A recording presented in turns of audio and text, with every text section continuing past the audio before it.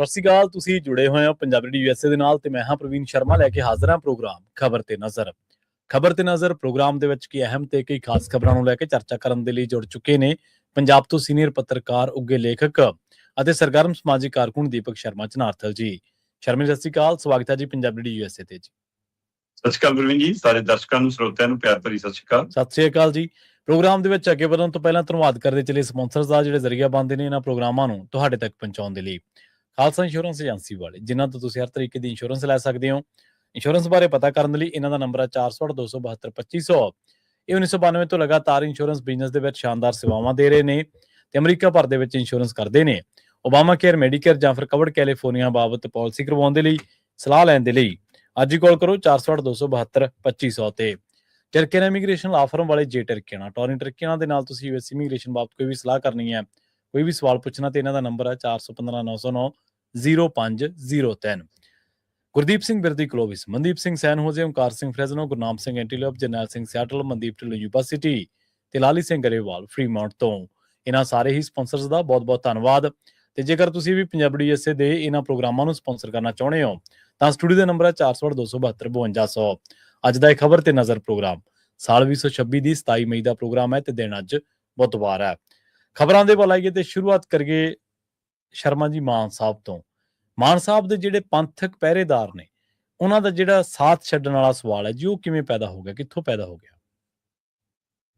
ਪ੍ਰਵੀਨ ਜੀ, ਮੁੱਖ ਮੰਤਰੀ ਭਗਵੰਤ ਮਾਨ ਦੇ ਹਵਾਲੇ ਨਾਲ ਆਪਾਂ ਪਹਿਲਾਂ ਵੀ ਗੱਲ ਕਰਦੇ ਆਏ ਹਾਂ ਕਿ ਸ਼੍ਰੋਮਣੀ ਕਮੇਟੀ ਦੀਆਂ ਕਾਫੀ ਖਾਮੀਆਂ, ਕਾਫੀ ਗਲਤੀਆਂ, ਉਹਨਾਂ ਦੇ ਅਹੁਦੇਦਾਰਾਂ ਦੀਆਂ ਨਿੱਜੀ ਮਤਲਬ ਕਿ ਕਿਹੜਾ ਕਹਿ ਲਈਏ, ਨਿੱਜੀ ਰੰਜਿਸ਼ਾਂ ਕਹਿ ਲਈਏ, ਨਿੱਜੀ ਲਾਲਸਾਵਾਂ ਕਹਿ ਲਈਏ, ਜਿਹਦੇ ਕਾਰਨ ਕਈ ਤਰ੍ਹਾਂ ਦੀਆਂ ਦੁਵਿਧਾਵਾਂ ਕੌਮ ਦੇ ਮੂਹਰੇ ਖੜੀਆਂ ਹੋਈਆਂ। ਤੇ ਫਿਰ ਜਦੋਂ ਤੁਸੀਂ ਇੱਕ ਵਿਅਕਤੀ, ਇੱਕ ਪਾਰਟੀ, ਇੱਕ ਧੜੇ ਨੂੰ ਹੀ ਮਤਲਬ ਕਿ ਮਾਨਤਾ ਦੇਣ ਲੱਗ ਜਾਓ ਤੇ ਉਹਦੇ ਹਵਾਲੇ ਨਾਲ ਇਹ ਸਾਰੇ ਫੈਸਲੇ ਲੈਣ ਲੱਗ ਜਾਓ, ਫਿਰ ਕੌਮ ਦੇ ਵਿੱਚ ਕਈ ਤਰ੍ਹਾਂ ਦੀਆਂ ਦੁਵਿਧਾਵਾਂ ਖੜੀਆਂ ਹੋ ਜਾਂਦੀਆਂ, ਕਈ ਤਰ੍ਹਾਂ ਦੇ ਸ਼ੰਕੇ ਪੈਦਾ ਹੋ ਜਾਂਦੇ ਆ। ਫਿਰ ਕਈ ਵਾਰ ਲੋਕ ਗੁਰੂ ਘਰ ਨੂੰ ਸਮਰਪਿਤ ਨੇ, ਉਸ ਸਥਾਨ ਨੂੰ ਸਮਰਪਿਤ ਨੇ, ਸ਼੍ਰੀ ਅਕਾਲ ਤਖਤ ਸਾਹਿਬ ਦੀ ਮਹਾਨਤਾ ਨੂੰ ਸਮਰਪਿਤ ਨੇ, ਪਰ ਉਹ ਕਹਿੰਦੇ ਕਿ ਆਪਾਂ ਇਹਨਾਂ ਤੋਂ ਕੀ ਲੈਣਾ, ਉਹ ਇਹਨਾਂ ਲੋਕਾਂ ਤੋਂ ਦੂਰ ਹੋਣ ਲੱਗ ਜਾਂਦੇ। ਇਸ ਦੂਰੀ ਨੂੰ ਬਾਕੀ ਰਾਜਨੀਤਿਕ ਦਲ ਫਿਰ ਇਹ ਸਮਝਦੇ ਨੇ ਕਿ ਸ਼ਾਇਦ ਹੁਣ ਇਹ ਸਾਡੇ ਨਾਲ ਆ ਜਾਣਗੇ ਤੇ ਜੋ ਅਸੀਂ ਕਰਾਂਗੇ ਫਿਰ ਕੌਮ ਦੇ ਲਈ, ਸਿੱਖਾਂ ਦੇ ਨਾਂ ਦੇ ਉੱਤੇ, ਫਿਰ ਉਹ ਸ਼ਾਇਦ ਸਾਨੂੰ ਮਾਨਤਾ ਦੇ ਦੇਣ। ਸਹੀ ਹੈ। ਇਸੇ ਦੇ ਵਿੱਚੋਂ ਟਕਰਾਅ ਦੀ ਸਥਿਤੀ ਬਾਰ-ਬਾਰ ਪੈਦਾ ਹੁੰਦੀ ਰਹੀ। ਮਾਨ ਸਰਕਾਰ ਵੱਲੋਂ ਜਦੋਂ ਕੁਝ ਅਜਿਹੇ ਫੈਸਲੇ ਕੀਤੇ ਜਾਂਦੇ ਰਹੇ ਤੇ ਵੱਡਾ ਮਾਮਲਾ ਆ ਕੇ ਬਣਿਆ ਜਦੋਂ ਬੇਅਦਬੀ ਰੋਕੂ ਐਕਟ ਨੂੰ ਇੱਕ ਨਵੇਂ ਰੂਪ ਚ ਲਿਆਂਦਾ ਕਿ ਅਸੀਂ ਤਾਂ ਜੀ 2008 ਵਾਲੇ ਚ ਸੋਧ ਕਰਕੇ ਲਿਆ ਰਹੇ ਜੀ। ਸਹੀ ਹੈ। ਤੇ ਉਹ ਸੋਧ ਵਾਲੇ ਤੇ ਬਾਅਦ ਕਾਫੀ ਦੇਰ ਬਾਅਦ ਆਪਾਂ ਕਹਿ ਲਈਏ ਕਿ ਐਸਜੀਪੀਸੀ ਨੂੰ ਜਾਂ ਬਾਦਲ ਦਲ ਨੂੰ ਇਹ ਸਮਝ ਆਈ ਕਿ ਇਹ ਤਾਂ ਵੱਡੀ ਗਲਤੀ ਹੋ ਗਈ। ਉਹਦੇ ਵਿੱਚੋਂ ਕੁਝ ਵਿਦਵਾਨਾਂ ਨੇ ਕੁਝ ਖਾਸੇ ਪ੍ਰਗਟਾਏ, ਕੁਝ ਚਿੰਤਾਵਾਂ ਪ੍ਰਗਟਾਈਆਂ। ਮੁੱਖ ਮੰਤਰੀ ਭਗਵੰਤ ਮਾਨ ਖੁਦ ਹੁਣ ਤਾਂ ਮੀਡੀਆ ਕਰਮੀਆਂ ਨਾਲ ਗੱਲ ਕਰਦਿਆਂ ਕਹੀ ਜਾਂਦੇ ਨੇ ਕਿ ਹੋਰ ਕੀ ਹੁੰਦਾ ਵੀ ਰਾਗੀ, ਪਾਠੀ, ਪ੍ਰਬੰਧਕ ਇਹੀ ਤਾਂ ਜ਼ਿੰਮੇਵਾਰ ਹੋਣਗੇ। ਫਿਰ ਇਹੀ ਖਾਸਾ ਤਾਂ ਸਾਰੇ ਪ੍ਰਗਟਾ ਰਹੇ ਨੇ। ਸਹੀ ਹੈ, ਬਿਲਕੁਲ। ਕਿ ਬਈ ਪਾਠੀ ਪਾਠ ਕਰੇ ਕਿ ਸਿਰਫ ਪਹਿਰੇਦਾਰ ਤੇ ਬੈਠ ਜਾਵੇ। ਜੀ ਸਹੀ ਹੈ। ਤੇ ਜੇ ਮਤਲਬ ਕਿ ਪ੍ਰਬੰਧਕ ਗੁਰਦੁਆਰਾ ਪ੍ਰਬੰਧਕ ਕੋਈ ਕਮੇਟੀ ਦਾ ਮੈਂਬਰ ਬਣ ਗਿਆ, ਹੁਣ ਉਹ 24 ਘੰਟੇ ਇਸ ਨਜ਼ਰੀਏ ਤੇ ਤਾਂ ਬੈਠ ਨਹੀਂ ਸਕਦਾ ਕਿ ਮੈਂ ਕੈਮਰੇ ਮੂਹਰੇ ਬੈਠਾ ਰਹਾਂ ਜਾਂ ਡਿਊਟੀ ਦੇ ਬਾਹਰ ਬੈਠਾ ਰਹਾਂ ਕਿ ਦੇਖਿਓ ਵੀ ਕੋਈ ਆ ਤਾਂ ਨਹੀਂ ਰਿਹਾ ਸ਼ਰਾਰਤ ਕਰ। ਮਤਲਬ ਅਸੀਂ ਕਿਸ ਤਰ੍ਹਾਂ ਦੇ ਵਰਤਾਰੇ ਵੱਲ ਜਾ ਰਹੇ ਹਾਂ। ਠੀਕ ਹੈ, ਜ਼ਿੰਮੇਵਾਰੀਆਂ ਨੇ ਉਹਨਾਂ ਦੀਆਂ, ਸੇਵਾ ਸੰਭਾਲ ਕਰਨੀ ਜੇ ਉਹਨਾਂ ਦੀ ਜ਼ਿੰਮੇਵਾਰੀ ਹੈ ਤਾਂ ਉਹ ਜ਼ਿੰਮੇਵਾਰੀ ਤੋਂ ਭੱਜ ਨਹੀਂ ਸਕਦੇ, ਪਰ ਤੁਸੀਂ ਉਸ ਨੂੰ ਕਾਨੂੰਨ ਦੇ ਦਾਇਰੇ 'ਚ ਪਹਿਲਾਂ ਹੀ ਮੰਨ ਕੇ ਚੱਲੋ ਕਿ ਤੂੰ ਹੀ ਦੋਸ਼ੀ ਹੋਏਗਾ। ਤੇ ਫਿਰ ਇਸ ਚੀਜ਼ ਨੇ ਵੱਡਾ ਖਾਸਾ ਪੈਦਾ ਕੀਤਾ। ਫਿਰ ਸ਼੍ਰੋਮਣੀ ਕਮੇਟੀ ਦੇ ਅਧਿਕਾਰ ਖੇਤਰਾਂ ਦਾ ਮਾਮਲਾ ਆ ਗਿਆ, ਛਪਾਈ ਵਾਲਾ, ਸਾਂਭਣ ਵਾਲਾ, ਤੇ ਉਹਦੇ ਵਿੱਚੋਂ ਕੁਝ ਪੰਥਕ ਧਿਰਾਂ ਨੇ ਨੁਕਤਾ ਲਿਆਂਦਾ ਵੀ ਕਿ ਇਹ ਸ਼ੁਰੂਆਤ ਕਿਹਨੇ ਕੀਤੀ। ਅੱਜ ਜੇ ਐਸਜੀਪੀਸੀ ਜਥੇਦਾਰ ਸਾਹਿਬਾਨ ਕਹਿ ਰਹੇ ਨੇ, ਸੋਧਾਂ ਦੇ ਲਈ ਕੋਸ਼ਿਸ਼ਾਂ ਕਰ ਰਹੇ ਨੇ, ਜਦੋਂ 2008 ਵਾਲੇ 'ਚ ਤੁਸੀਂ ਮਤਲਬ ਉਂਗਲ ਫੜਾਈ ਸਰਕਾਰ ਨੂੰ ਤਾਂ ਤੁਹਾਨੂੰ ਲੱਗਦਾ ਸੀ ਕਿ ਆਪਣੇ ਹੀ ਨੇ ਬਾਦਲ ਸਾਹਿਬ, ਕੋਈ ਗੱਲ ਨਹੀਂ। ਸਹੀ ਹੈ। ਤੇ ਸਾਰੀ ਉਮਰ ਬਾਦਲ ਸਾਹਿਬ ਨੇ ਥੋੜਾ ਬੈਠੇ ਰਹਿਣਾ ਸੀ। ਜਦ ਨਹੀਂ ਸਮਝ ਆਈ ਕਿ ਕੌਮ ਦੀਆਂ ਬਾਂਗਾਂ ਅਸੀਂ ਕਿਉਂ ਫੜਾ ਰਹੇ ਹਾਂ ਕਿਸੇ ਦੇ ਹੱਥ। ਸੋ ਇਸ ਲਈ ਇਹਦੇ ਉੱਤੇ ਕਾਫੀ ਤਰ੍ਹਾਂ ਦੀ, 3 ਤਰ੍ਹਾਂ ਦੀ ਰਾਏ ਬਣ ਗਈ। ਇੱਕ ਤੇ ਉਹ ਹੈ ਜਿਹੜੀ ਕਹਿੰਦੀ ਵੀ ਕਿ ਗਲਤ ਹੈ ਕਿ ਇਸ ਨੂੰ ਪੂਰਨ ਤੌਰ ਤੇ ਰੱਦ 2008 ਤੋਂ ਲੈ ਕੇ ਰੱਦ ਹੋਣਾ ਚਾਹੀਦਾ। ਇੱਕ ਧਿਰ ਕਹਿੰਦੀ ਵੀ ਉਹ ਹੈ ਜਿਹੜੀ ਕਹਿੰਦੀ ਵੀ ਕਮਾਲ ਕਰਤੀ ਭਗਵੰਤ ਮਾਨ ਸਰਕਾਰ ਨੇ, ਅਸਲੀ ਸਿੱਖ ਤਾਂ ਹੁਣ ਇਹੀ ਹੈ। ਤੇ ਇੱਕ ਧਿਰ ਉਹ ਹੈ ਜਿਹੜੀ ਸ਼੍ਰੋਮਣੀ ਕਮੇਟੀ ਬਾਦਲ ਧਿਰ ਦੇ ਨਾਲ ਹੈ, ਜਿਹੜੀ ਕਹਿੰਦੀ ਹੈ ਵੀ ਕਿ ਸੋਧਾਂ ਕਰ ਲਿਓ ਫਿਰ ਮਨਜ਼ੂਰ ਕਰ ਲੈ। ਹੁਣ ਇਸ ਟਕਰਾਅ ਦੀ ਸਥਿਤੀ ਚੋਂ ਜਿਹੜੀਆਂ ਧਿਰਾਂ ਸਿੱਧੇ ਰੂਪ ਚ ਐਸਜੀਪੀਸੀ ਨਾਲ, ਬਾਦਲ ਧਿਰ ਨਾਲ, ਜਥੇਦਾਰ ਸਾਹਿਬਾਨ ਨਾਲ ਹੈਗੀਆਂ ਨੇ, ਉਹ ਤਾਂ ਹੁਣ ਬਾਇਆ ਜਥੇਦਾਰ ਇਸ ਗੱਲ ਨੂੰ ਅੱਗੇ ਲੈ ਕੇ ਜਾ ਰਹੀਆਂ ਨੇ ਕਿ ਵੀ ਆਪਾਂ ਨਾ ਕਰੋ, ਆਪਣੇ ਖਿਲਾਫ ਤਾਂ ਬਹੁਤ ਕੁਛ ਆ ਬੋਲਣ ਨੂੰ।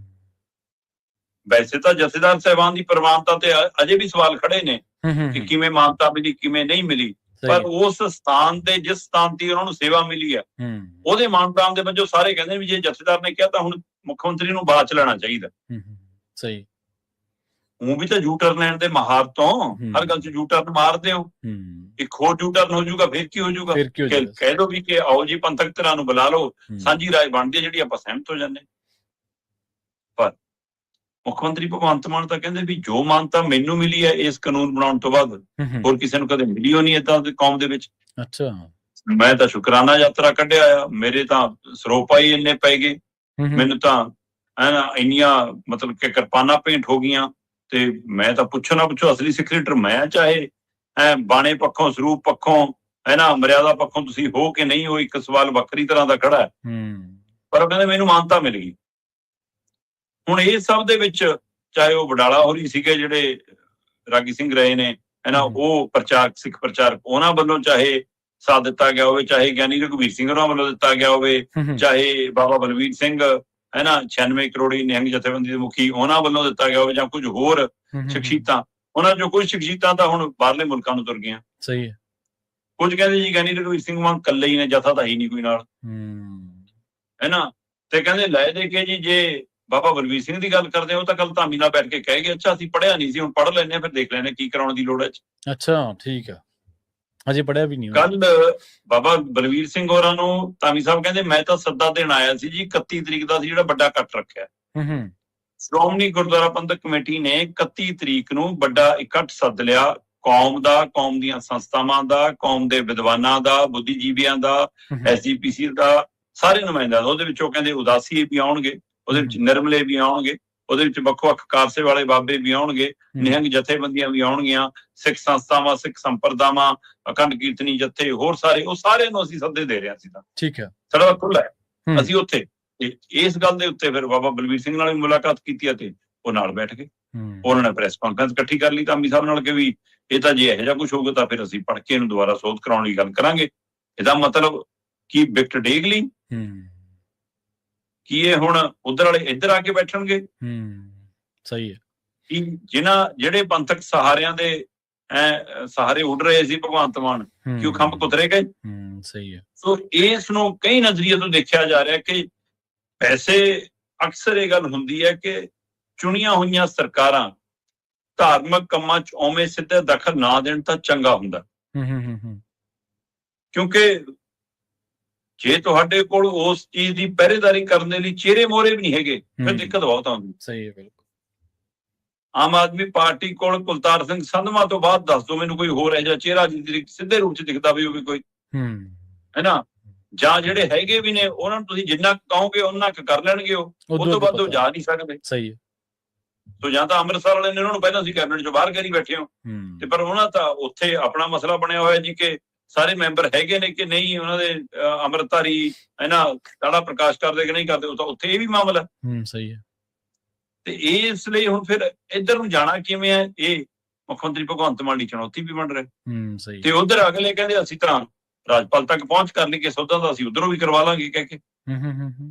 ਸੋ ਕੀ ਭਗਵੰਤ ਮਾਨ ਹੁਣ ਇਸ ਮਸਲੇ ਤੇ ਖੁਦ ਘਿਰਦੇ ਨਜ਼ਰ ਆ ਰਹੇ ਨੇ, ਜਾਂ ਹੁਣ ਐਸਜੀਪੀਸੀ ਇਸ ਨਜ਼ਰ ਚ ਆਈ ਕਿ ਤੁਸੀਂ ਬਣਾਉਣਾ ਚਾਹੁੰਦੇ ਸੀ ਮੁੱਦਾ, ਹੁਣ ਅਸੀਂ ਬਣਾਉਨੇ ਆ। ਤੇ ਕੀ ਪੰਜਾਬ ਦੀਆਂ 2027 ਦੀਆਂ ਵਿਧਾਨ ਸਭਾ ਚੋਣਾਂ ਪੰਜਾਬ ਦੇ ਸਥਾਨਕ ਮਸਲਿਆਂ ਦੀ ਬਜਾਏ ਧਾਰਮਿਕ ਮੁੱਦਿਆਂ ਤੇ ਲੜੀਆਂ ਜਾਣਗੀਆਂ? ਸਹੀ ਹੈ। ਤੇ ਉਹ ਧਾਰਮਿਕ ਟਕਰਾਅ ਦੇ ਵਿੱਚੋਂ ਫਿਰ ਸੂਬੇ ਦਾ, ਕੌਮ ਦਾ ਕਿਹੋ ਜਿਹਾ ਫਾਇਦਾ ਤੇ ਕਿਹੋ ਜਿਹਾ ਨੁਕਸਾਨ, ਇਹਦੀ ਕੋਈ ਸਮੀਖਿਆ ਕਰੂਗਾ ਕਿ ਨਹੀਂ ਕਰੂਗਾ, ਇਸ ਸਵਾਲ ਵੱਡਾ ਖੜਾ। ਪਰ ਇੱਕ ਵਾਰ ਭਗਵੰਤ ਮਾਨ ਦੇ ਲਈ ਮੈਨੂੰ ਲੱਗਦਾ 31 ਤਰੀਕ ਦਾ ਪੰਥਕ ਇਕੱਠ ਚੁਣੌਤੀ ਬਣ ਸਕਦਾ। ਅੱਗੇ ਵੀ ਤੁਸੀਂ ਤਾਂ ਚਰਚਾ ਕੀਤੀਆਂ ਨੇ ਵੀ ਜਿਹੜੇ ਲੋਕਲ ਚੋਣਾਂ ਹੋਈਆਂ ਉਹਨਾਂ ਚੋਂ ਲੋਕਲ ਮੁੱਦੇ ਗਾਇਬ ਨੇ, ਜੇ ਕੋਈ ਜ਼ਿਮਨੀ ਚੋਣਾਂ ਹੋਈਆਂ ਨੇ ਉਹਨਾਂ ਚੋਂ ਪੰਜਾਬ ਦੇ ਮੁੱਦੇ ਗਾਇਬ ਨੇ, ਜਾਂ ਹੋਰ ਵਿਧਾਨ ਸਭਾ ਚੋਂ ਪੰਜਾਬ ਦੇ ਮੁੱਦੇ ਗਾਇਬ ਨੇ, ਤੇ ਹੌਲੀ ਹੌਲੀ ਇਹ ਪੰਥਕ ਇਸ਼ੂ ਵੀ ਗਾਇਬ ਹੁੰਦੇ ਜਾ ਰਹੇ ਨੇ ਜੀ, ਜਿਹੜੇ ਹਿਸਾਬ ਨਾਲ ਸਾਡੇ ਲੀਡਰਾਂ ਦੀ ਕਾਰਕਰਦਗੀ ਹੈ। ਅਗਲੀ ਗੱਲ, ਜਿਵੇਂ ਆਪਾਂ ਵੋਟਾਂ ਪੈਣ ਦਾ ਜ਼ਿਕਰ ਕੀਤਾ, ਵੋਟਾਂ ਘੱਟ ਪੈਣ ਦਾ ਮਤਲਬ ਕੀ ਕੱਢ ਗਏ ਜੀ? ਚੋਣਾਂ ਤੋਂ ਲੋਕਾਂ ਦਾ ਮੋਹ ਭੰਗ ਹੋ ਰਿਹਾ ਜਾਂ ਲੋਕ ਦਲ ਬਦਲੀਆਂ ਤੋਂ ਔਖੇ ਨੇ ਜੀ? ਪ੍ਰਵੀਨ ਜੀ, 63.94% ਪੋਲਿੰਗ ਹੋਈ ਆ ਜੀ। ਮਤਲਬ 41-42 ਦੇ ਡਿਗਰੀ ਦੇ ਨੇੜੇ ਤੇੜੇ ਤਾਪਮਾਨ ਹੋਵੇ ਤੇ ਇਹੋ ਜਿਹੇ ਤਾਪਮਾਨ ਦੇ ਵਿੱਚ ਮਤਲਬ ਕਈ ਥਾਵਾਂ ਤੋਂ 42 ਦੇ ਪਾਰ ਜਾ ਰਿਹਾ, ਕਈ ਥਾਂ 42 ਡਿਗਰੀ ਦੇ ਗੇੜ 'ਚ ਹੈ ਜੀ। ਉਸ ਤਾਪਮਾਨ ਦੇ ਵਿੱਚ ਵੀ ਜੇ 63.94 ਲਗਭਗ ਆਪਾਂ ਸਿੱਧਾ ਕਿ 64% ਦੀ ਵੋਟ ਪੋਲ ਹੋ ਜਾਵੇ ਤਾਂ ਇਹ ਥੋੜੀ ਨਹੀਂ, ਔਰ ਉਹ ਵੀ ਸ਼ਹਿਰੀ ਵਰਗ ਦੀ। ਪਰ ਜੇ ਲੋਕਤੰਤਰਕ ਤਰੀਕੇ ਨਾਲ ਦੇਖੀਏ ਤਾਂ ਅੱਧ ਤੋਂ ਥੋੜੀ ਜ਼ਿਆਦਾ ਹੀ ਆ, ਤਾਂ ਬਹੁਤ ਘੱਟ ਆ। ਫਿਰ ਸਹੀ ਹੈ, ਜਿਹੜੇ ਹੱਕ ਹਕੂਕ ਨੇ ਸਾਨੂੰ ਵੋਟ ਪਾਉਣ ਦੇ ਮਿਲੇ, ਜੇ ਅਸੀਂ ਉਹਦੀ ਸਹੀ ਵਰਤੋਂ ਕਰਕੇ ਸਹੀ ਨੁਮਾਇੰਦਾ ਹੀ ਨਹੀਂ ਚੁਣ ਸਕਦੇ ਹੈ ਨਾ, ਤੇ ਤੁਸੀਂ ਆਪ ਹਿਸਾਬ ਲਾ ਲਓ ਕਿ ਜੇ ਆਪਾਂ ਕਹੀਏ ਕਿ 36% ਵੋਟ ਪੋਲ ਹੀ ਨਹੀਂ ਹੋਈ ਜੀ, ਤਾਂ 36% ਚੋਂ 20% ਜੇ ਇੱਕ ਪਾਸੇ ਵੀ ਕਿਸੇ ਪਾਸੇ ਪੈ ਜਾਵੇ, ਨਤੀਜੇ ਤਾਂ ਉਹੀ ਪਲਟ ਜਾਣਗੇ। ਸਹੀ। ਤਾਂ ਇਹਦਾ ਮਤਲਬ ਇਹ ਨਤੀਜਿਆਂ ਨੂੰ ਫਿਰ ਤੁਸੀਂ ਨਤੀਜੇ ਸਮਝਣਾ ਜਿਹੜੇ ਆਉਣਗੇ 29 ਤਰੀਕ ਨੂੰ ਕੱਲ ਨੂੰ। ਹੁਣ ਇਸ ਨੂੰ ਇੱਕ ਹੋਰ ਪਹਿਲੂ ਨਾਲ ਸਮਝਣ ਦੀ ਲੋੜ ਜੀ। ਸ਼ਹਿਰੀ ਵਰਗ ਨੂੰ ਸੁਚੇਤ ਵਰਗ ਮੰਨਦੇ ਨੇ ਸਾਡੇ ਲੋਕ। ਕਹਿੰਦੇ ਜੀ ਇਹ ਸਿਆਣੇ ਹੁੰਦੇ ਨੇ, ਕਾਰੋਬਾਰੀ ਹੁੰਦੇ ਨੇ, ਇਹ ਬਾਬੂ ਹੁੰਦੇ ਨੇ, ਪੜ੍ਹੇ ਲਿਖੇ ਹੁੰਦੇ ਨੇ। ਉਹਦੇ ਵਿੱਚ ਹੁਣ ਸ਼ਹਿਰੀ ਦਾ ਮਤਲਬ ਕੱਲਾ ਹਿੰਦੂ ਨਹੀਂ ਰਹਿ ਗਿਆ। ਹੁਣ ਸ਼ਹਿਰੀ ਦਾ ਮਤਲਬ ਕੱਲਾ ਖੱਤਰੀ ਭਾਈਚਾਰਾ, ਬਾਣੀਆ ਭਾਈਚਾਰਾ ਨਹੀਂ ਰਹਿ ਗਿਆ ਜੀ। ਸ਼ਹਿਰ ਦੇ ਵਿੱਚ ਕਸਬੇ ਵੀ ਆ ਗਏ ਹੈ ਨਾ। ਜਿਵੇਂ ਹੁਣ ਨਗਰ ਕੌਂਸਲ ਦੀਆਂ ਮਤਲਬ 75-74 ਦੇ ਕਰੀਬ ਨਗਰ ਕੌਂਸਲ ਦੀਆਂ ਚੋਣਾਂ ਦੇ ਵਿੱਚ ਛੋਟੇ ਕਸਬੇ ਵੀ ਨੇ ਸਾਡੇ, ਹੁਣ ਤਾਂ ਸ਼ਹਿਰਾਂ ਦੇ ਵਿੱਚ ਵੀ ਬਰਾਬਰ ਬਾਕੀ ਭਾਈਚਾਰੇ ਦੀਆਂ ਦੁਕਾਨਾਂ ਵੀ ਵੱਡੀ ਗਿਣਤੀ 'ਚ ਨੇ ਸਾਰੀਆਂ ਨੇ। ਸੋ ਇਸ ਲਈ ਸਮੁੱਚੇ ਸ਼ਹਿਰੀ ਖੇਤਰ ਨੂੰ ਸਮਝਿਆ ਜਾਂਦਾ ਕਿ ਇਹ ਕਾਰੋਬਾਰੀ ਦੇ ਹਿਸਾਬ ਨਾਲ ਹੈ ਨਾ, ਕੰਮਕਾਜ ਦੇ ਹਿਸਾਬ ਨਾਲ, ਆਪਣੇ ਇਲਾਕੇ ਦੀਆਂ ਮਸਲਿਆਂ ਦੇ ਹਿਸਾਬ ਨਾਲ ਇਹ ਤੈਅ ਕਰ ਲੈਂਦੇ ਨੇ ਵੀ ਕਿ ਆਪਾਂ ਇਹਦੇ ਨਾਲ ਜਾਣਾ ਜਾਂ ਉਹਦੇ ਨਾਲ ਜਾਣਾ, ਕਿਹੜਾ ਫਾਇਦੇਮੰਦ ਕਿਹੜਾ ਨੁਕਸਾਨ। ਸਹੀ ਹੈ। ਪਰ ਜਦੋਂ ਕਿ ਸਿਆਸੀ ਤੌਰ ਦੇ ਉੱਤੇ, ਚੋਣ ਪ੍ਰਕਿਰਿਆ ਦੇ ਤੌਰ ਦੇ ਉੱਤੇ ਇਹਦੇ ਬਿਲਕੁਲ ਉਲਟ ਹੈ ਵਰਤਾਰਾ। ਜਿਨ੍ਹਾਂ ਨੂੰ ਪੇਂਡੂ ਸਮਝਦੇ ਨੇ, ਗਵਾਰ ਸਮਝਦੇ ਨੇ, ਨਾ ਸਮਝਦੇ ਨੇ, ਉਹ ਵੱਧ ਚੇਤਨ ਨੇ ਵੋਟਾਂ ਦੇ ਮਾਮਲੇ 'ਚ। ਸਹੀ ਹੈ, ਬਿਲਕੁਲ। ਵੋਟਾਂ ਪੈਣ ਦੇ ਵਿੱਚ ਤੁਸੀਂ ਦੇਖ ਲਿਓ, ਪਿੰਡਾਂ 'ਚੋਂ ਵੋਟਾਂ ਵੱਧ ਵੀ ਨਿਕਲਣਗੀਆਂ, ਔਰ ਪੂਰੇ ਚਾਅ ਨਾਲ, ਮਤਲਬ ਸਵੇਰੇ 4 ਵਜੇ ਹਨ ਕੁੜਤੇ ਪਜਾਮੇ ਪਾ ਕੇ ਟਿਪ ਟੌਪ ਹੋ ਕੇ ਖੜੇ ਹੁੰਦੇ ਨੇ, ਤਿਆਰੀ ਸਾਰੀ ਰਾਤ ਨੂੰ ਕਰਕੇ ਸੌਂਦੇ ਨੇ। ਸਹੀ ਹੈ। ਤੇ ਇਹ ਫਰਕ ਹੈ। ਸ਼ਹਿਰ ਵਾਲੇ ਸਵੇਰ ਨੂੰ ਫਿਰ ਪਾਣੀ ਵਾਲੇ ਕੈਂਪਰ ਤੇ ਹੈ ਨਾ ਕੱਪੜੇ ਵਿਛਾਉਣ ਦੇ ਲਈ ਮੇਜ਼ਾਂ ਤੇ ਲੱਭਦੇ ਫਿਰਦੇ ਹੁੰਦੇ ਨੇ। ਫਰਕ ਹੈ ਜੀ। ਜੀ ਸਹੀ ਹੈ, ਬਿਲਕੁਲ। ਹੁਣ ਪਿਛਲੀ ਵਾਰ ਇਹੀ ਨਗਰ ਕੌਂਸਲ, ਨਗਰ ਪੰਚਾਇਤੀਆਂ ਚੋਣਾਂ ਦੇ ਵਿੱਚ ਵੋਟ ਪਰਸੈਂਟ ਕਿਤੇ ਜ਼ਿਆਦਾ ਸੀ ਤੇ ਇਸ ਵਾਰ ਕਿਤੇ ਘੱਟ ਹੈ। ਇਹ ਕਿਉਂ ਵਾਪਰਿਆ? ਸਵਾਲ ਇਹ, ਤੁਸੀਂ ਆਹ ਅੰਦਾਜ਼ਾ ਲਾ ਲਓ ਕਿ 73% ਨਗਰ ਨਿਗਮ ਦੀਆਂ, ਮਤਲਬ ਸਾਡੇ ਕੋਲ 12 ਨਗਰ ਨਿਗਮ ਨੇ, 8 ਦੀਆਂ ਵੋਟਾਂ ਹੁਣ ਪਈਆਂ ਨੇ, 4 ਦੀਆਂ ਪਹਿਲਾਂ ਪਿਛਲੀ ਉਹ 'ਚ ਪੈਲੀਆਂ ਅੰਮ੍ਰਿਤਸਰ, ਜਲੰਧਰ, ਲੁਧਿਆਣਾ ਹੈ ਨਾ। ਤੇ ਇਹ ਜਿਹੜੀਆਂ ਬਾਕੀ 8 ਪਈਆਂ ਨੇ, ਇਹਨਾਂ 'ਚੋਂ ਮੋਹਾਲੀ ਵੱਡਾ ਸੀ, ਮੋਹਾਲੀ ਉਹ ਸਭ ਤੋਂ ਘੱਟ ਵੋਟ ਪੋਲ ਹੋਈ ਹੈ। ਤੇ ਉਹਦੇ ਮੁਕਾਬਲੇ ਬਠਿੰਡਾ, ਮਾਨਸਾ ਵਾਲੇ ਪਾਸੇ ਜ਼ਿਆਦਾ ਹੋਈ ਹੈ। ਸਹੀ ਹੈ। ਹੁਣ ਇਹ ਨਗਰ ਨਿਗਮ ਦੇ ਵਿੱਚ 2021 ਦੇ ਵਿੱਚ 73% ਵੋਟ ਪੋਲ ਹੋਈ ਸੀ। ਠੀਕ ਹੈ। ਤੇ ਇਸ ਵਾਰ 60% ਵੀ ਨਹੀਂ ਹੋਈ, 59.91% ਵੋਟ ਪੋਲ ਹੋਈ ਹੈ ਇਹਨਾਂ ਨਗਰ ਨਿਗਮਾਂ 'ਚ 8 ਦੇ ਵਿੱਚੋਂ। ਤੇ ਇਹ ਫਰਕ ਆ ਗਿਆ ਜੀ, 13% ਵੋਟ ਘਟ ਗਈ, -13.09%। ਫਿਰ ਆ ਜਾਓ ਜੀ ਨਗਰ ਕੌਂਸਲ, 75 ਦੇ ਕਰੀਬ ਨਗਰ ਕੌਂਸਲ ਨੇ, 74 'ਚ ਵੋਟਾਂ ਪੋਲ ਹੋਈਆਂ ਨੇ, 73% ਸੀ ਇਹਦੀ ਵੀ 2021 ਦੇ ਵਿੱਚ। ਤੇ ਇਸ ਵਾਰ ਇਹ 65% ਤੇ ਆ ਗਈ, ਮਤਲਬ ਇਹ ਲਗਭਗ -7.9% ਚਲੀ ਗਈ। ਫਿਰ ਆ ਜਾਓ ਜੀ ਨਗਰ ਪੰਚਾਇਤ, ਇਹ ਲਗਭਗ ਪਿੰਡੂ ਖੇਤਰ ਹੁੰਦੇ ਨੇ ਜਿਹੜੇ ਸ਼ਹਿਰੀ ਰੂਪ ਧਾਰ ਜਾਂਦੇ ਨੇ। ਨਗਰ ਪੰਚਾਇਤ ਉੱਥੇ ਪਿਛਲੀ ਵਾਰ 2021 'ਚ 74% ਵੋਟ ਪੋਲ ਹੋਈ ਸੀ। ਠੀਕ ਹੈ। ਮਤਲਬ ਦੋਵਾਂ ਨਗਰ ਨਿਗਮ, ਨਗਰ ਕੌਂਸਲ ਨਾਲੋਂ ਜਦ ਵੀ 1% ਵੱਧ ਸੀ, ਉੱਥੇ 73 ਸੀ, ਉੱਥੇ 74 ਸੀ। ਇਸ ਵਾਰ ਇਹਨਾਂ ਦੋਵਾਂ ਦੀ ਘਟੀ ਹੈ, ਇੱਕ ਦੀ 59% ਰਹਿ ਗਈ, ਇੱਕ ਦੀ 65 ਰਹਿ ਗਈ। ਉਹ 74 ਤੋਂ ਵੱਧ ਕੇ 76 ਹੋ ਗਈ, 2% ਵੱਧ ਪਈ ਹੈ ਫਿਰ ਨਗਰ ਪੰਚਾਇਤ ਦੇ ਵਿੱਚ। ਇੱਥੋਂ ਵੀ ਅੰਦਾਜ਼ਾ ਲੱਗਦਾ। ਸੋ ਕੁੱਲ ਵੋਟ -9.59% ਜੀ, ਮਤਲਬ ਲਗਭਗ 10% ਦੇ ਕਰੀਬ ਵੋਟ ਘੱਟ ਪੋਲ ਹੋਈ ਹੈ। ਹੁਣ ਇਹਦੇ ਮਾਇਨੇ ਕੀ ਨੇ? ਕਿ ਗਰਮੀ ਕਰਕੇ ਵੋਟ ਘੱਟ ਪਾਉਣ ਨਿਕਲੇ ਲੋਕ, ਜਾਂ ਫਿਰ ਉਹ ਕਹਿੰਦੇ ਕਰਨਾ ਕੀ ਹੈ ਜੀ ਚੁਣ ਕੇ ਬੰਦਾ। ਅਸੀਂ ਜਿਹੜੇ ਪਾਰਟੀ ਦੇ ਚੋਣ ਨਿਸ਼ਾਨ ਤੇ ਜਾਂ ਜਿਹੜੇ ਆਜ਼ਾਦ ਉਮੀਦਵਾਰ ਦੇ ਨਾਤੇ ਉਸ ਵਿਅਕਤੀ ਨੂੰ ਦੇਖ ਕੇ ਵੋਟ ਪਾਉਨੇ ਆ, ਉਹਨੇ ਬਾਅਦ ਚ ਜਾਣਾ ਤਾਂ ਸੱਤਾਧਾਰੀ ਧਿਰ ਨਾਲੇ ਹੁੰਦਾ। ਸਹੀ ਹੈ। ਸੌਦਾ ਤਾਂ ਉੱਥੇ ਹੋਣਾ ਹੁੰਦਾ, ਬਦਲਣਾ ਤਾਂ ਦਲੇ ਹੁੰਦਾ। ਉਹ ਉਦਾਹਰਨ ਖੜੀ ਆ ਸਾਡੇ ਮੂਹਰੇ। ਆ ਜਲੰਧਰ, ਲੁਧਿਆਣਾ, ਅੰਮ੍ਰਿਤਸਰ ਲੋਕਾਂ ਨੇ ਬਹੁਮਤ ਨਹੀਂ ਦਿੱਤਾ ਕਿਸੇ ਨੂੰ, ਜਾਂ ਸੱਤਾਧਾਰੀ ਧਿਰ ਨੂੰ ਵੱਡੀ ਪਾਰਟੀ ਵਜੋਂ ਨਹੀਂ ਹੁੰਗਾਰਾ ਦਿੱਤਾ, ਪਰ ਬਾਅਦ ਚੋਂ ਮੇਅਰ ਕਿਹਦੇ ਬਣੇ ਜੀ? ਸਹੀ ਹੈ। ਹੁਣ ਜੇ ਲੋਕਾਂ ਦੀ ਲੋਕ ਫਤਵੇ ਦੇ ਹਿਸਾਬ ਨਾਲ ਐਮਸੀਆਂ ਨੇ ਖੜਨਾ ਹੀ ਨਹੀਂ ਜੀ, MLA MPਆਂ ਨੇ ਲੋਕ ਫਤਵੇ ਦੇ ਹਿਸਾਬ ਨਾਲ ਖੜਨਾ ਹੀ ਖੜਨਾ ਹੀ ਨਹੀਂ। ਨਹੀਂ, ਸਹੀ ਹੈ। ਅਗਲਾ ਕਹਿੰਦਾ ਸਾਡੀ ਵੋਟ ਪਾਈ ਦਾ ਅਰਥ ਕੀ ਰਹਿ ਗਿਆ ਜੀ, ਕੱਲ ਨੂੰ ਉਧਰ ਜਾਣਾ, ਇਹਦੇ ਨਾਲ ਨਾਮਜ਼ਦੇ ਕਰ ਲਿਆ ਕਰੋ ਕਹਿੰਦੇ। ਪਾਈ ਨਾ ਪਾਈ ਇੱਕ ਬਰਾਬਰੀ ਹੈ। ਸੋ ਇਸ ਲਈ ਇਹ ਵੱਡਾ ਸਵਾਲ ਹੈ ਕਿ ਜੇ ਲੋਕਾਂ ਦਾ ਲੋਕਤੰਤਰਕ ਚੋਣ ਪ੍ਰਕਿਰਿਆ ਤੋਂ ਮੋਹ ਭੰਗ ਹੁੰਦਾ ਤਾਂ ਫਿਰ ਅਸੀਂ ਜਾਣਾ ਕਿੱਥੇ। ਇੱਕ ਵਾਰ ਹੋਰ ਨੁਕਤਾ, ਮੈਨੂੰ ਨਹੀਂ ਪਤਾ ਕਿ ਉਹਨੂੰ ਰਾਜਨੀਤਿਕ ਤਰ੍ਹਾਂ ਕਿੰਨਾ ਕੁ ਉਸਨੂੰ ਉਭਾਰ ਪਾ ਰਹੀ ਹੈ ਕਿ ਨਹੀਂ। ਮੋਹਾਲੀ ਤੋਂ ਡਿਪਟੀ ਮੇਅਰ ਰਹੇ ਨੇ ਬੇਦੀ ਹੋਰੀ ਜੀ, ਇਸ ਵਾਰ ਉਹਨੇ ਚੋਣ ਨਹੀਂ ਲੜੀ ਹੈ ਨਾ, ਹੁਣੇ ਡਿਪਟੀ ਮੇਅਰ ਨਹੀਂ, ਮਤਲਬ ਇਸ ਜਿਹੜਾ ਹੁਣ ਨਿਬੜਿਆ ਸੈਸ਼ਨ। ਉਸ ਤੋਂ ਇਲਾਵਾ ਕੁਝ ਸੁਹਿਰਦ ਲੋਕ ਨੇ ਜਿਨ੍ਹਾਂ ਨੇ ਸੋਸ਼ਲ ਮੀਡੀਆ ਦੇ ਉੱਤੇ ਵੀ ਪੋਸਟਾਂ ਪਾਈਆਂ ਤੇ ਉਹ ਬੇਦੀ ਹੋਰਾਂ ਨੇ ਵੀ ਆਪਣੀ ਵੀਡੀਓ ਪਾਈ। ਠੀਕ ਹੈ ਜੀ। ਉਹ ਕਹਿੰਦੇ ਵੀ ਬਾਹਰੋਂ ਅਸੀਂ ਜਦੋਂ ਪਰਚੀ ਲੈ ਕੇ ਜਾਂਦੇ ਆ ਕਿ ਮੇਰੇ ਵੋਟਰ ਸੂਚੀ ਦੇ ਹਿਸਾਬ ਨਾਲ ਇੰਨਵਾਂ ਨੰਬਰ ਆ ਤਾਂ ਉਹਦੇ ਪਰ ਨੰਬਰ ਲਿਖ ਦਿੰਦੇ ਨੇ, ਬੰਦੇ ਦਾ ਨਾਮ ਲਿਖ ਦਿੰਦੇ ਨੇ ਕਿ ਲੋ ਜੀ ਇਹਦੀ ਵੋਟ। ਅੰਦਰ ਆਪਣੇ ਏਜੰਟ ਬੈਠੇ ਹੁੰਦੇ ਨੇ, ਏਜੰਟ ਨੰਬਰ ਦੇਖ ਕੇ ਟਿਕ ਮਾਰਦੇ ਆ ਨਾ ਕਿ ਇੰਨੇ ਨੰਬਰ ਵਾਲੀ ਵੋਟ ਆ ਗਈ, ਅੱਗੇ ਨਾਮ ਪੜ੍ਹ ਲੈਂਦੇ ਨੇ। ਹੁਣ ਜਿਹੜਾ ਉਹ ਨੰਬਰ ਹੈ ਉਹ ਵੋਟਰ ਸੂਚੀ ਦੇ ਵਿੱਚ ਨਾਮ ਜ਼ਿਆਦਾ ਤੁਹਾਡੀ ਪਰਚੀ ਤੇ ਲਿਖਿਆ ਹੈ, ਉਹ ਪਰਚੀ ਦੇਖ ਕੇ ਤੁਹਾਡੇ ਤੋਂ ਦਸਤਖਤ ਕਰਾ ਕੇ ਤੁਹਾਨੂੰ ਬੈਲਟ ਪੇਪਰ ਜਾਰੀ ਹੋ ਜਾਂਦਾ। ਪਰ ਜੇ ਬੈਲਟ ਪੇਪਰ ਦੇ ਉੱਪਰ ਪੈਨ ਦੇ ਨਾਲ ਉਹੀ ਨੰਬਰ ਲਿਖ ਦਿੱਤਾ ਜਾਵੇ ਜੀ, ਉਹ ਕਹਿੰਦੇ ਇੱਕ ਤੇ ਨੰਬਰ ਲਿਖੇ ਨੇ ਕਈ ਥਾਵਾਂ ਤੇ ਜੇ ਹੁਣ ਪ੍ਰਵੀਨ ਨੇ 66 ਨੰਬਰ ਦੇ ਆਧਾਰ ਦੇ ਉੱਤੇ ਵੋਟਰ ਸੂਚੀ ਦੇ ਵਿੱਚੋਂ ਵੋਟ ਪਾਈ ਹੈ ਤੇ ਉਹਦੇ ਬੈਲਟ ਪੇਪਰ ਦੇ ਉੱਤੇ ਵੀ 66 ਨੰਬਰ ਲਿਖਿਆ, ਬਾਅਦ ਚੋਂ ਕੱਢ ਕੇ ਮੈਨੂੰ ਤਾਂ ਪਤਾ ਲੱਗ ਜਾਊਗਾ ਕਿ ਪ੍ਰਵੀਨ ਕਿਹਨੂੰ ਵੋਟ ਪਾ ਕੇ ਗਿਆ। ਇਹ ਤਾਂ ਤੁਹਾਡੇ ਲੋਕਤੰਤਰਕ ਹੱਕ ਦੇ ਉੱਤੇ ਵੀ ਡਾਕਾ। ਬਿਲਕੁਲ ਸਹੀ। ਤੁਹਾਡੇ ਵੋਟ ਤਾਂ ਗੁਪਤ ਹੁੰਦੀ ਹੈ ਨਾ, ਗੁਪਤ ਸਵੈ ਇੱਛਾ ਹੁੰਦੀ ਹੈ ਨਾ, ਇਹ ਪ੍ਰਗਟਾਵੇ ਦੀ ਉਹ ਥੋੜਾ। ਇੱਕ ਪਾਸੇ ਤੁਸੀਂ ਕਹਿੰਦੇ ਅੰਦਰ ਫੋਨ ਵੀ ਨਹੀਂ ਲਿਜਾ ਸਕਦੇ ਤੇ ਦੂਏ ਪਾਸੇ ਆ ਪ੍ਰਕਿਰਿਆ, ਇਹਦੇ ਨੁਕਸੇ ਤੇ ਵੀ ਬਚਣ ਦੀ ਲੋੜ ਹੈ।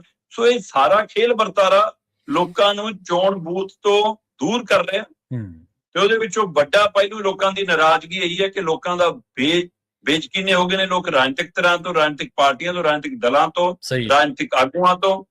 ਤੇ ਇਸ ਦਲ ਬਦਲੀ ਦੀ ਪ੍ਰਕਿਰਿਆ ਦਾ ਵੀ ਇੱਕ ਪਹਿਲੂ ਭਾਰੂ ਹੈ ਕਿ ਇਸ ਲਈ ਪੋਲਿੰਗ ਬੂਥਾਂ ਤੱਕ ਐਕਟੀ ਗਿਣਤੀ ਘੱਟ ਆਈ ਹੈ। ਸਹੀ ਹੈ ਜੀ, ਬਿਲਕੁਲ।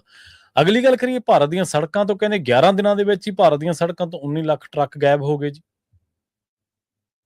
ਪ੍ਰਵੀਨ ਜੀ, ਜਿਸ ਤਰ੍ਹਾਂ ਤੇਲ, ਗੈਸ, ਡੀਜ਼ਲ, ਪੈਟਰੋਲ ਇਹਦੀਆਂ ਕੀਮਤਾਂ ਵੱਧ ਰਹੀਆਂ ਜੀ, ਉਹਦਾ ਅਸਰ ਆਪਾਂ ਪਹਿਲੇ ਦਿਨ ਤੋਂ ਗੱਲ ਕਰਦੇ ਹਾਂ ਕਿ ਆਮ ਲੋਕਾਂ ਤੇ ਪੈਣਾ। ਤੇਲ ਦੀਆਂ ਕੀਮਤਾਂ ਪਿਛਲੇ 10 ਦਿਨਾਂ ਦੇ ਵਿੱਚ 7 ਰੁਪਏ 25 ਪੈਸੇ ਤੋਂ ਲੈ ਕੇ 8 ਰੁਪਏ ਪ੍ਰਤੀ ਲੀਟਰ ਤੱਕ ਵਧੀਆਂ। ਏਰੀਆ ਬਾਈ ਫਰਕ ਪੈਂਦਾ ਥੋੜਾ ਬਹੁਤ ਜੀ। ਮਤਲਬ ਤੁਸੀਂ ਲਗਾਤਾਰ ਉਹਦੇ ਵਿੱਚ ਇਜ਼ਾਫਾ ਕੀਤਾ, ਕਦੇ 3 ਰੁਪਏ ਵਧਾ ਦਿਓ ਜੀ, ਫਿਰ 94 ਪੈਸੇ ਵੱਧ ਗਏ ਜੀ, ਹੁਣ 87 ਪੈਸੇ ਵੱਧ ਗਏ ਜੀ, ਹੁਣ ਫਿਰ 2 ਰੁਪਏ ਕੁਝ ਪੈਸੇ ਵੱਧ ਗਏ ਜੀ। ਇੰਜ 7 ਰੁਪਏ 25 ਪੈਸੇ ਤੋਂ ਲੈ ਕੇ 8 ਰੁਪਏ ਤੱਕ ਪੈਟਰੋਲ ਡੀਜ਼ਲ ਪ੍ਰਤੀ ਲੀਟਰ ਮਹਿੰਗਾ ਹੋ ਗਿਆ।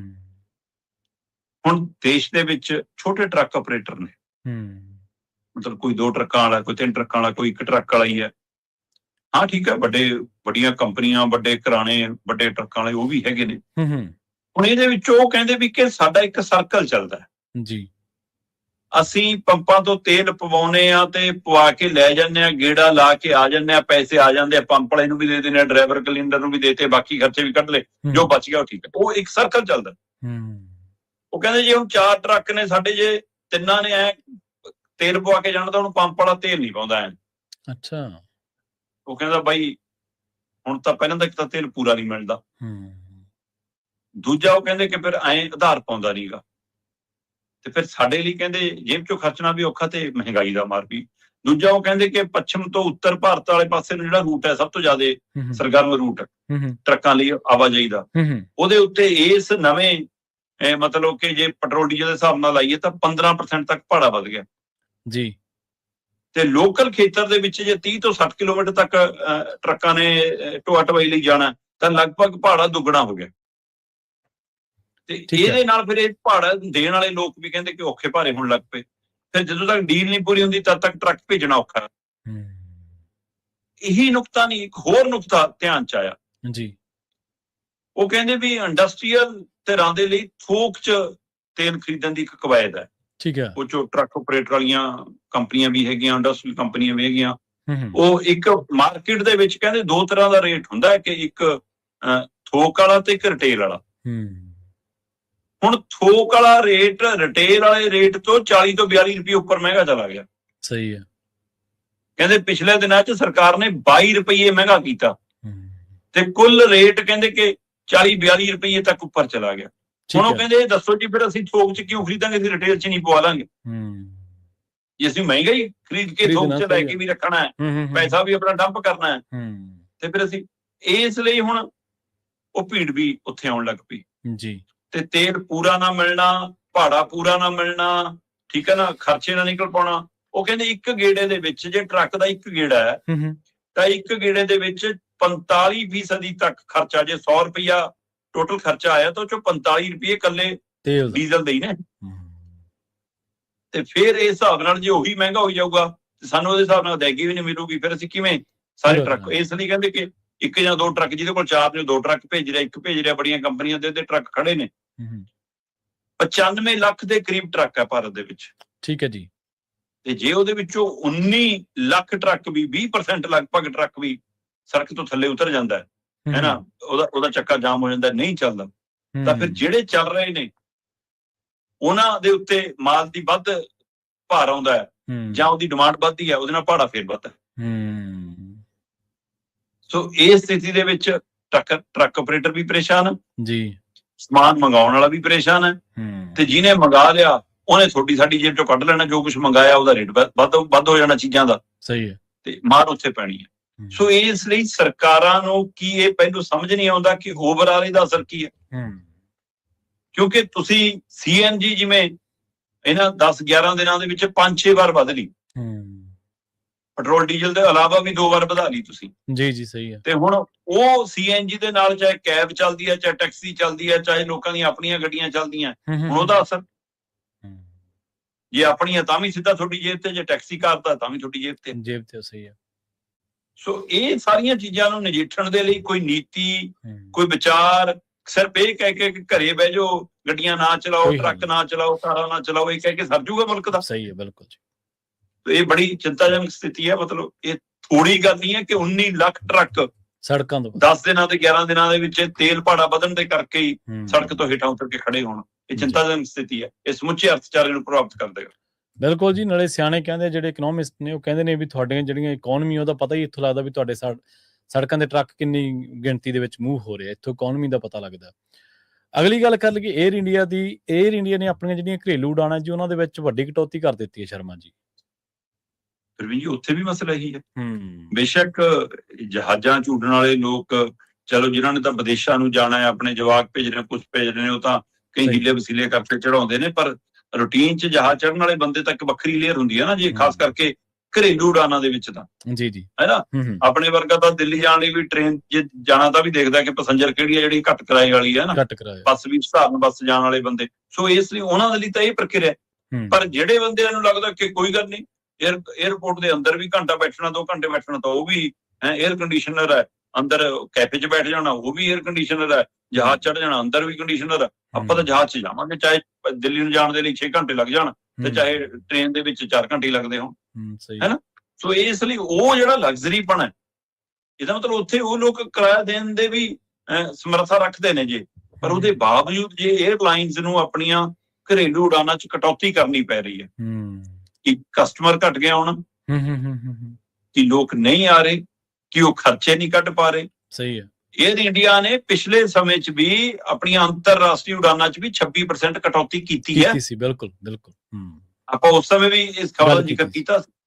ਤੇ ਹੁਣ ਫੇਰ ਘਰੇਲੂ ਉਡਾਨਾਂ ਦੇ ਵਿੱਚ ਉਹਨਾਂ ਨੇ 22% ਤੱਕ ਦੀ ਕਟੌਤੀ ਦਾ ਫੈਸਲਾ ਲਿਆ।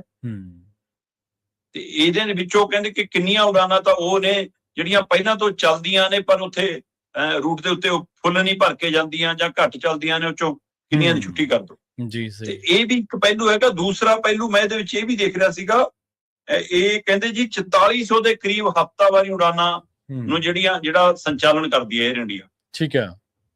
ਇੱਕ ਹਫ਼ਤੇ ਦੇ ਵਿੱਚ 4400 ਉਡਾਨਾਂ ਨੂੰ ਮਤਲਬ ਦੇਖ ਰੇਖ ਕਰਦੀ ਆ, ਇਹਦੀ ਦੇਖ ਰੇਖ 'ਚ ਇੰਨੀਆਂ ਉਡਾਨਾਂ ਨੇ, ਜਿਹਦੇ ਵਿੱਚੋਂ 3600 ਉਡਾਨਾਂ ਟੋਟਲੀ ਘਰੇਲੂ ਨੇ। ਠੀਕ ਹੈ। ਤੇ 800 ਦੇ ਕਰੀਬ ਅੰਤਰਰਾਸ਼ਟਰੀ ਉਡਾਨਾਂ ਨੇ। ਜੇ ਹੁਣ ਅੰਤਰਰਾਸ਼ਟਰੀ ਉਡਾਨਾਂ ਦੇ ਵਿੱਚ ਵੀ 26% ਕਟੌਤੀ, ਘਰੇਲੂ ਉਡਾਨਾਂ 'ਚ ਵੀ 22% ਕਟੌਤੀ, ਤੇ ਕਾਰਨ ਉਹ ਕਹਿੰਦੇ ਜੀ ਫਿਊਲ ਇੰਨਾ ਮਹਿੰਗਾ ਹੋ ਕੇ ਸਾਡੇ ਬੱਸੋਂ ਬਾਹਰ ਅਸੀਂ ਨਹੀਂ ਉਡਾ ਸਕਦੇ, ਤਾਂ ਫਿਰ ਇਸ ਨੂੰ ਵੀ ਸਰਕਾਰਾਂ ਕਿਵੇਂ ਲੈਣਗੀਆਂ? ਮਤਲਬ ਕਿ ਸਿਰਫ ਇਹ ਕਹਿ ਕੇ ਵਿਦੇਸ਼ ਯਾਤਰਾ ਨਾ ਕਰੋ, ਘਰਾਂ 'ਚ ਬਹਿ ਜਾਓ, ਵਰਕ ਫਰੋਮ ਹੋਮ ਕਰ ਲਓ, ਇੰਨੇ ਨਾਲ ਨਹੀਂ ਸਰਨਾ, ਇਹਨਾਂ ਦੇ ਹੱਲ ਦੇਣੇ ਪਏ। ਜੇ ਨਹੀਂ ਤੁਹਾਡੇ ਕੋਲ ਹੈਗੇ ਤਾਂ ਤੁਸੀਂ ਕੀ ਆਪਣੀ ਵਿਦੇਸ਼ ਨੀਤੀ ਦੇ ਹਵਾਲੇ ਨਾਲ ਬਾਕੀ ਮੁਲਕਾਂ ਦੇ ਨਾਲ ਤਾਲਮੇਲ ਕਰਕੇ ਇਸ ਸਥਿਤੀ ਵੱਲ ਨੂੰ ਵਧਾ ਰਹੇ ਹੋ ਗੱਲ ਕਿ ਲਓ ਜੀ ਸਮਝੌਤਾ ਕਰੋ, ਨਹੀਂ ਤਾਂ ਸਾਰੀ ਦੁਨੀਆ ਪ੍ਰਭਾਵਿਤ ਹੋ ਰਹੀ ਹੈ। ਸੋ ਇਹ ਜੇ ਜਹਾਜ਼ ਕੰਪਨੀਆਂ ਵਰਗੀਆਂ ਕੰਪਨੀਆਂ ਵੀ ਪ੍ਰਭਾਵਿਤ ਹੋ ਰਹੀਆਂ ਨੇ, ਸਹੀ ਹੈ, ਤਾਂ ਇਹਦਾ ਮਤਲਬ ਖਤਰਾ ਹੋਰ ਵੱਡਾ ਜੀ। ਬਿਲਕੁਲ। ਤੇ ਅਗਲੀ ਗੱਲ ਕਰ ਕੇ ਜਾਂਦੇ ਜਾਂਦੇ ਆਪਾਂ ਅਮਰੀਕਾ ਇਰਾਨ ਜੰਗ ਦੇ ਬਾਰੇ, ਇਹ ਕਹਿੰਦੇ ਵੀ ਸਵਾਲ ਇਹ ਖੜਾ ਹੋ ਗਿਆ ਵੀ ਇਹ ਫਿਰ ਸ਼ੁਰੂ ਹੋ ਗਿਆ ਇੱਕ ਵਾਰੀ ਜਾਂ ਫਿਰ ਪੱਕਾ ਸਮਝੌਤਾ ਹੋ ਗਿਆ ਜੀ? ਦੇਖੋ, ਉਹ ਕਹਾਵਤ ਹੁੰਦੀ ਸੀ ਨਾ ਕਿ ਕੋਈ ਬੰਦਾ ਝੂਠ ਬੋਲ ਦੇਵੇ ਤਾਂ ਕਹਿੰਦੇ ਸੀ ਚੱਲ ਝੂਠਾ। ਸਹੀ ਹੈ। ਤੇ ਹੁਣ ਉਹ ਕਹਾਵਤ ਖਤਮ ਹੋ ਜਾਂਦੀ ਹੈ, ਕਹਿੰਦੇ ਚੱਲ ਵੱਡਾ ਟਰੰਪ। ਮਤਲਬ ਟਰੰਪ ਮਿੰਟ 'ਚ ਗੱਲ ਤੋਂ ਬਦਲ ਜਾਂਦੇ ਨੇ। ਜੀ ਜੀ। ਅੱਜ ਕੁਛ ਕੱਲ ਕੁਛ ਤੇ ਅਗਲਾ ਉਹ ਫਰਮਾਨ ਕੀ ਆ ਜਾਵੇ ਉਹਨਾਂ ਦਾ ਪਤਾ ਨਹੀਂ ਹੁੰਦਾ। ਇਸ ਲਈ ਇਸ ਗੱਲ ਨੇ ਵੱਡੇ ਸ਼ੰਕੇ ਸ਼ੋਭੇ ਪੈਦਾ ਕੀਤੇ ਨੇ ਕਿ ਗੱਲ ਸਿਰੇ ਚੜ ਕੇ ਵੀ ਚੜੇਗੀ ਕਿ ਨਹੀਂ ਚੜੇਗੀ। ਨਹੀਂ ਚੜੀ। ਸਹੀ ਹੈ। ਇੱਕ ਪਾਸੇ 2 ਦਿਨ ਪਹਿਲਾਂ ਟਰੰਪ ਹੋਰੀ ਕਹਿ ਰਹੇ ਸੀਗੇ ਵੀ ਸਾਡੀ ਤਾਂ ਗੱਲ ਬਣ ਗਈ, ਬਸ ਅਸੀਂ ਸਮਝੌਤਾ ਕਰਨ ਵਾਲੇ ਪਾਸੇ ਆ, ਨਿਬੜ ਗਿਆ ਸਾਰਾ ਕੁਝ ਹੋ ਗਿਆ। ਪਰ ਇਜ਼ਰਾਈਲ ਅੜ ਗਿਆ। ਹੁਣ ਫੈਸਲਾ ਟਰੰਪ ਨੇ ਕਰਨਾ ਕਿ ਇਜ਼ਰਾਈਲ ਨੇ ਕਰਨਾ? ਕੌਣ ਹਾਵੀ ਹੈ? ਜਿਹੜੀ ਚਰਚਾ ਵੱਡੀ ਹੈ। ਫਿਰ ਤੁਸੀਂ ਗੱਲਾਂ ਸਮਝੌਤੇ ਦੀਆਂ ਕਰ ਰਹੇ ਸੀ ਹਮਲੇ, ਇੱਕ ਵਾਰ ਫਿਰ ਹਮਲੇ ਹੋਏ। ਇਜ਼ਰਾਈਲ ਨੇ ਲਬਨਾਨ ਤੇ ਕੀਤੇ ਨੇ, ਹੈ ਨਾ। ਟਰੰਪ ਦੀਆਂ ਫੌਜਾਂ ਨੇ ਇੱਕ ਵਾਰ ਫਿਰ ਇਰਾਨ ਦੇ ਵਿੱਚ ਕਈ ਥਾਵਾਂ ਦੇ ਉੱਤੇ ਦਾਗਿਆ, ਸਾਰਾ ਕੁਝ ਮਿਜ਼ਾਈਲਾਂ ਦਾਗੀਆਂ।